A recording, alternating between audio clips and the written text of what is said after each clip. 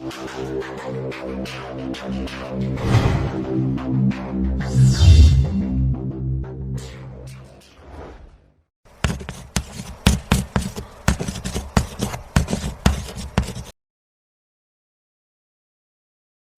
friends, Happy New Year 2024.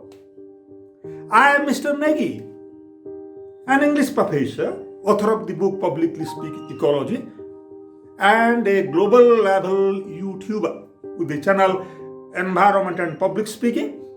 Please see the description.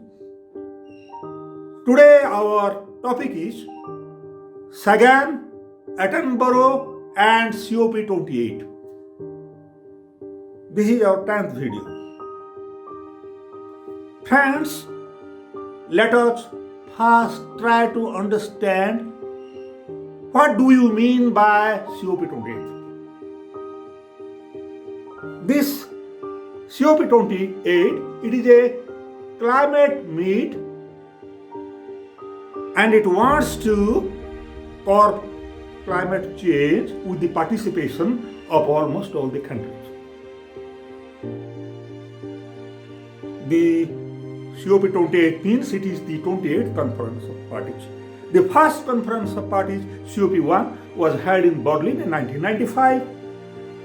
The most important COP is COP21. It was held in Paris. It is called Paris Agreement. That is very important.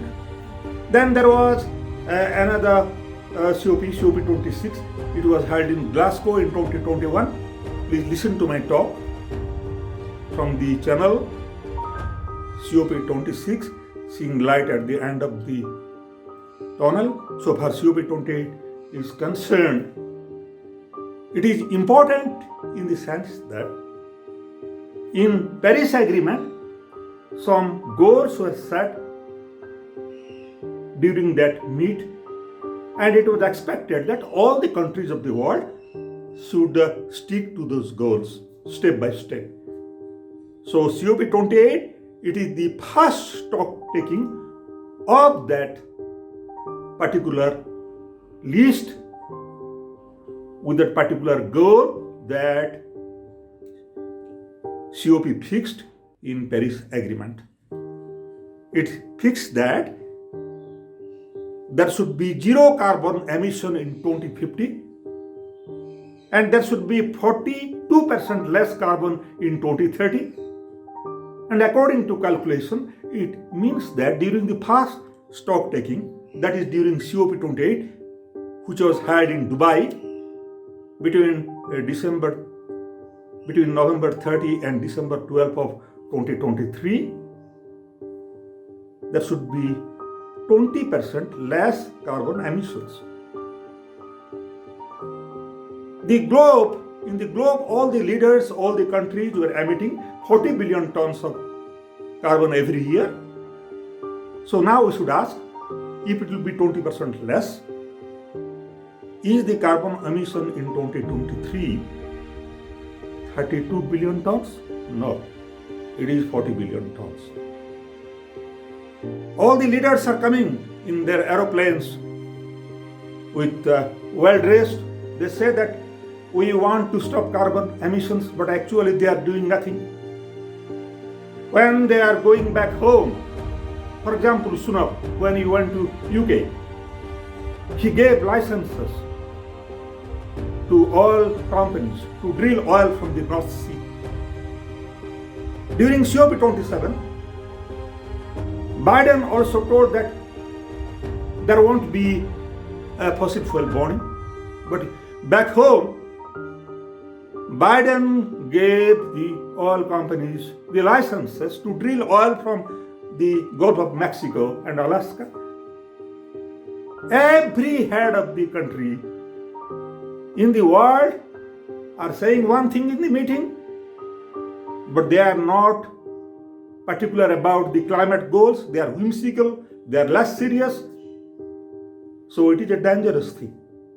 And the poor countries want some money from the rich countries, telling that you have burned so much of fossil fuel in the past and you are the cause of global warming. You give us some money as compensation. But those leaders are taking it home. There is no proper organization. There is corruption. They spend the money on useless purposes. And after the rich countries giving some money to these poor countries, they feel free to burn as much fossil fuel as possible. In such a case, we cannot combat climate change. So friends, now the question arises, how to do it? How to achieve the targets fixed by COP21 in Paris? According to me, in my opinion, we have to first of all have a proper orientation. Second, we must have the proper planning and implementation. These two things are very important. And so far orientation is concerned, let us not follow the advice given by the political and business leaders of the world, because they have their own interest. Whole globe will not accept their ideas. If Biden speaks something, the countries of the Russian bloc will not accept it. If Russia tells something, the country of the American bloc will not accept him. So let us choose such environmentalists and such philosophers whom the whole globe will care for, whom the whole globe will respect, and whom the whole globe will listen to. And the two great people in this regard are David Attenborough and Carl Sagan.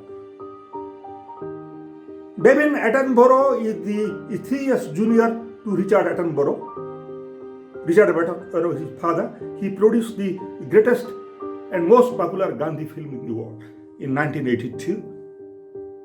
And he was a BBC anchor. He produced documentaries relating to nature and wildlife. Now he is 97. And so far Carl Sagan is concerned, he was a professor of astronomy and space science in Cornell University in America, and he was the chief scientist of NASA programs. And during his period, the Viking mission took place, and the lander of the Viking mission landed on Mars. And the Voyager mission started in 1977, Voyager 1, that is moving in the space. It is still moving. Now it is 50 years, it is still moving. It has crossed all the planets of the Earth, and now it has crossed the solar system, and it is in the interstellar space. But after 1 year, it will die out. Why? Because sunlight doesn't fall in it, so it cannot get energy to run its electrical machineries. Now it is running by the plutonium fuel. It is an atomic plant. A miniature atomic plant is inside that Voyager 1. And he is Carl Sagan. He is a space scientist. So now let us know what these two scientists say.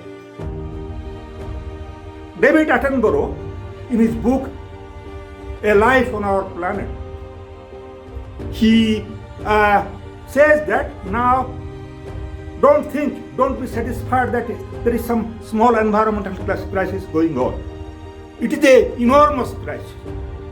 Now we are passing through the 6th mass extinction.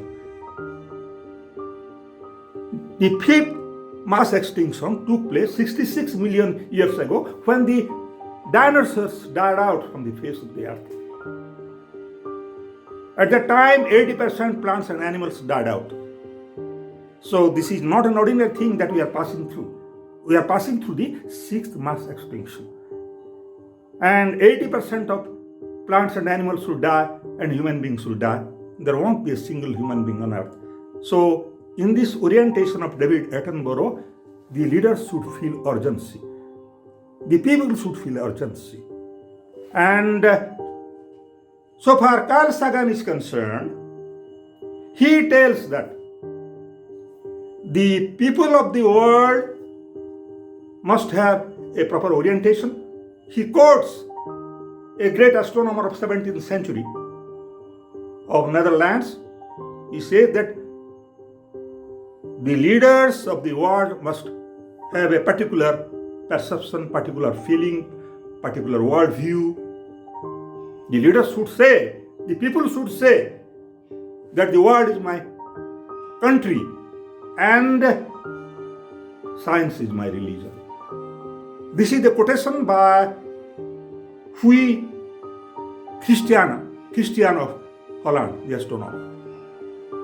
So now, friends, let us say what these people are saying in detail.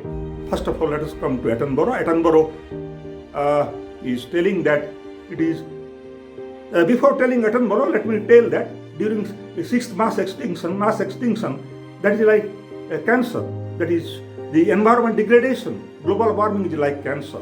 It slowly eats into the vitals. And nuclear war, it is just like heart attack. This is an idea which was told by Maurice Strong, the UN, the Secretary General of UN Climate Conference on Environment and Development. So we should show preparedness so far the environmental crisis is concerned. And in Attenborough, so far Attenborough is concerned, he has written a book, A Life on Our Planet. In that book, he is telling that we modern men are feeling comfortable. There is a factory before your house. I am getting good salary. I am leading a comfortable life. But not knowing that that factory bursts, there is pollution and people die. This happened in Pripyat town in Chernobyl in 1986 when the nuclear power plant leaked and hundreds of people died and thousands died afterwards. So this is a very good metaphor. The modern man also doing like that. He's telling that I am leading a comfortable life in modern age. But they don't know that they are in the shadow of disaster. Now friends, let us come to Carl Sagan. Let us say what Carl Sagan is speaking. Carl Sagan, his Viking, his Voyager went in 1977 into the sky. In 1990, took a photograph from beyond Neptune, 6 billion kilometers away from Earth. And our Earth was looking like a pale blue dot. So friends, here Carl Sagan is telling that why Russia and America are fighting, why countries are against each other, making war. They should not do it. Russia is the same place as America. America is the same place as Russia. Then we will ask, how will it be right, sir? Astronomically it is right, Carl Sagan says in his book Cosmos. He is telling that you see the pale blue dot. Where is America, sir? That pale blue dot is America. Where is Russia, sir? That pale blue dot is Russia. So we should have that global feeling in our heart. And as a space scientist, he tells that in the whole space, there is not a single planet in our galaxy, in our solar system where there is life. So every life is valuable. You give millions of dollars, billions of dollars, you cannot have a life in other planets. So accordingly, you have to protect life. Dear friends, now let us say what should be our planning and implementation. The planning is that we must follow environmental democracy. Please, once again, hear the talk, COP26 at the seeing light at the end of the tunnel. All the unemployed youths, educated youths should read their environmental studies books. They should have paper cuttings, environmental related paper cuttings. They should read it. They should join all political parties and form environmental wings there. And all the environmental wings of all the political parties of the world will form a vast lobby, and they can exercise enormous influence on all governments to take environmental programs and to curb climate change. That is the number one planning. And number two planning is that why are they coming to COP27, to COP26, to COP28 meet every year? Let them fix targets. We don't want much discussion. When you come next after 1 year, please generate 1 million megawatt of electricity from sun and wind. Then come. Otherwise, don't come. And please plant 100 billion trees. Otherwise, don't come. And in this process, the unemployed youths will be employed. And we can create 1 billion employment in the world. So that will give us sustainable employment, sustainable livelihood. And that will be key to sustainable development. So friends, I will tell you one thing. Let me come to my conclusion. I shall tell you a fable. Fable means stories about animals. But this story happened in Odisha, the east coast of India. One happened in a jungle and one happened in the mouth of the river Mahanadi in Odisha. In the jungle, there was a cat. The cat was blind. The cat was greedy. It was so greedy that the cat was blind. The cat did not watch its surroundings. And it pounced on a rat. And it was eating a rat. At that time, a boa constrictor came. It swallowed the cat. Still, the cat did not leave the mouse from its mouth. So had the cat observed the surroundings, environment, that cat would have lived. We modern men are doing the same thing. We are so greedy after power, money, etc., that we don't see our surroundings, our environment, and we will one day die like the cat. And the second imagery is that, which actually happened. There was a monkey. It was eating a mango, and there was a sand bank in the river. A crocodile pulled its leg. It threw its mango. Then it scratched the crocodile. And it scratched the eyes of the crocodile. And the crocodile left the monkey. We should be monkey. We should not be very greedy. So friend, let me now tell you what will be our last message. David Attenborough says that we must care for nature. Nature is the source of beauty. Nature is the source of intellectual interest. Nature is the source of all good things that makes life worth living. And he says that we must learn to know, we must know how to work with nature rather than against it. And the president of COP28, Sultan Jaber, he is the industry minister of Dubai. He told that we are what we do. We are not what we say. He was fed up with the hypocrisy of England, America, all the countries of the world. They say one thing in the meeting, but back home, they destroy the environment. They issue licenses for fossil fuel burning. Thank you.